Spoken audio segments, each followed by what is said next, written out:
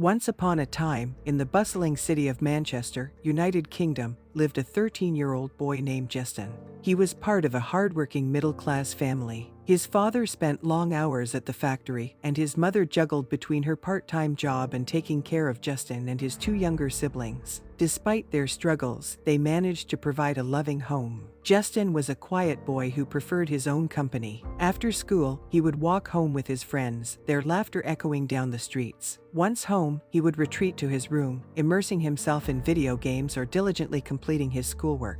One sunny afternoon, Justin decided to visit the local shop for some takeaway. As he waited for his order, a man around 25 years old walked in. Dressed in smart attire, he carried an air of confidence. He greeted the shop owner warmly and then noticed Justin standing off to the side. The man introduced himself as Peter and struck up a conversation with Justin.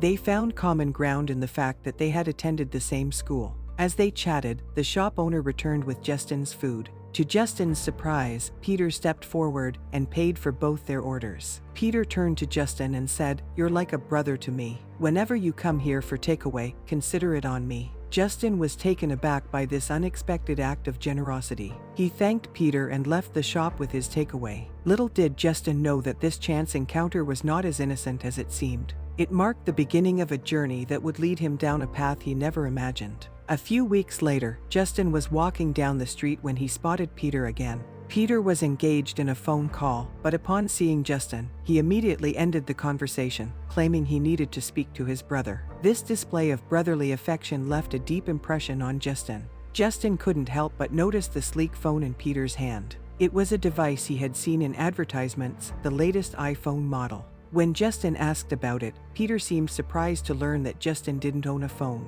With a mysterious smile, Peter invited Justin to accompany him. They walked together down the street until they reached a shiny car parked nearby. From the car, Peter retrieved a brand new iPhone, complete with a SIM card, and handed it to Justin. The sight of the brand new phone left Justin both thrilled and hesitant. He was excited about the prospect of owning such an expensive device, but also worried about his father's potential questions. Sensing his hesitation, Peter quickly suggested a solution. Justin could tell his father that he had won the phone as a prize among friends. Reluctantly, Justin agreed to Peter's plan. This marked the first time Justin would lie to his parents, setting a precedent for more lies to come. Unknown to him, this was just the beginning of his entanglement in Peter's dangerous world. Justin's excitement about his new phone was palpable, and his father, who had been considering getting him a phone, was relieved that the issue had been resolved. Peter gave Justin his number, and once the phone was set up, Justin sent him a thank you message. They began to exchange messages every few days, with Justin sharing how proud he felt when his school friends saw his new phone.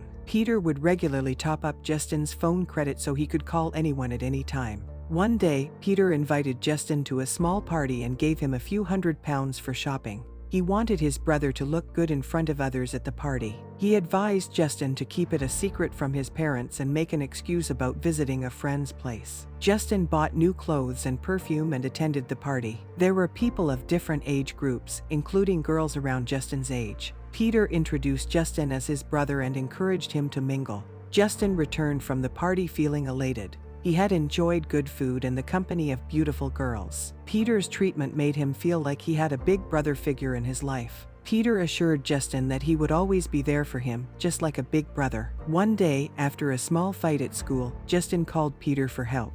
Peter arrived within minutes in his shiny fast car and jumped out to protect Justin. The sight of Peter defending him made everyone back off, and Justin felt reassured knowing someone had his back. A few weeks later, Peter called Justin for help. Without hesitation, Justin rushed to Peter's house on his push bike. There, Peter handed him a bag and asked him to deliver it to an address because his car was at the mechanic's shop.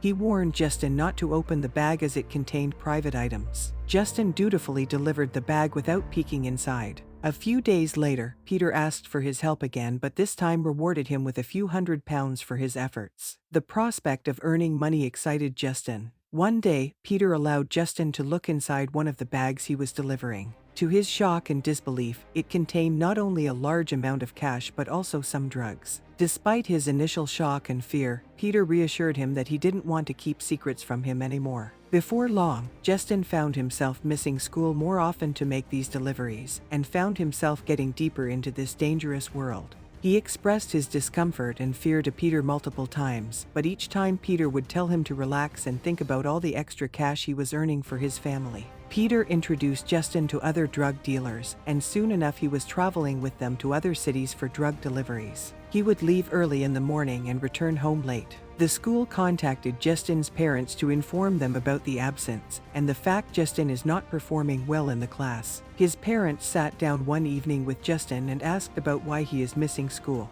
Justin felt he was in trouble and lied to his parents about the school and that he doesn't enjoy it much and maybe should consider doing a business. Later that evening, Justin called Peter and explained that he doesn't want to continue. Peter invited him to his house a few days later and listened to concerns. He told Justin that he understands the concerns and would also like to stop.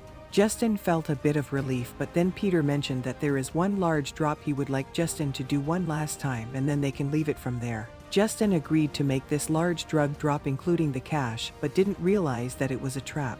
There was about $500,000 in cash and drugs, which was in a medium-sized gym bag. Justin took the bag and started his journey towards the address, and as he got closer to his destination, suddenly a black car with masked men jumped out and took the bag from him.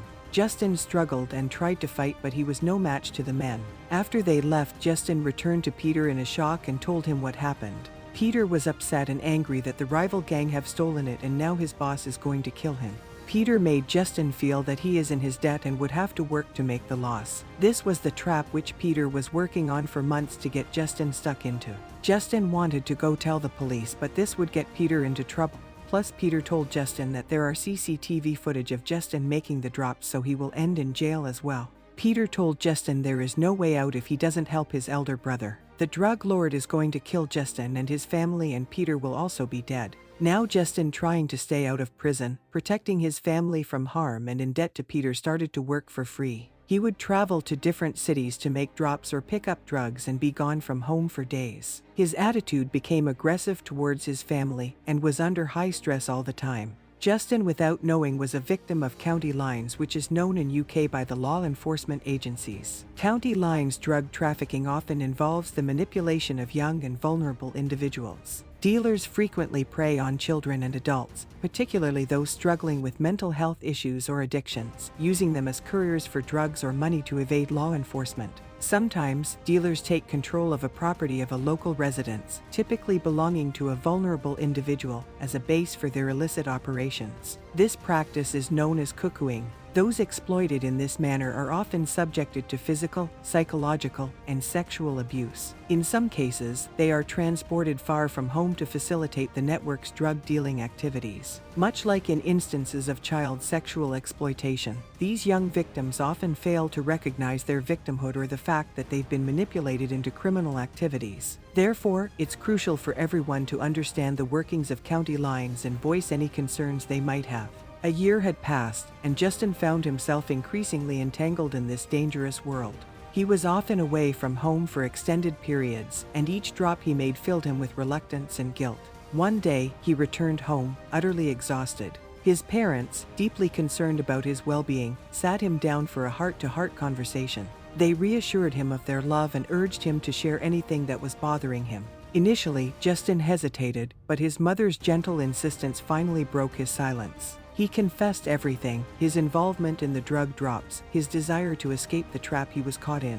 His father immediately contacted the police and explained the situation. The family was swiftly relocated to an undisclosed location for their safety, and specialist officers were assigned to help Justin. An investigation into the county lines case was promptly launched. For parents listening to this story, it might be hard to comprehend how such a situation could arise despite providing a safe environment and good schools for their children. The key is to establish a close relationship with your teenage children based on trust and open communication. If children feel they can share anything with their parents without fear of judgment or punishment, they are less likely to seek support from potentially harmful external sources. If you notice an increase in visitors and cars at a house or flat, new faces or changing residents with different accents, it could be a sign of something suspicious. Changes in a resident's mood, substance misuse, or unexplained injuries could also be indicators. If young people you know start dressing differently, possess unexplained or expensive new items, go missing for long periods, or are seen in cars with unknown adults, these could be warning signs. Absence from school, teenagers unfamiliar with the local area and community issues even when they spend a lot of time outside,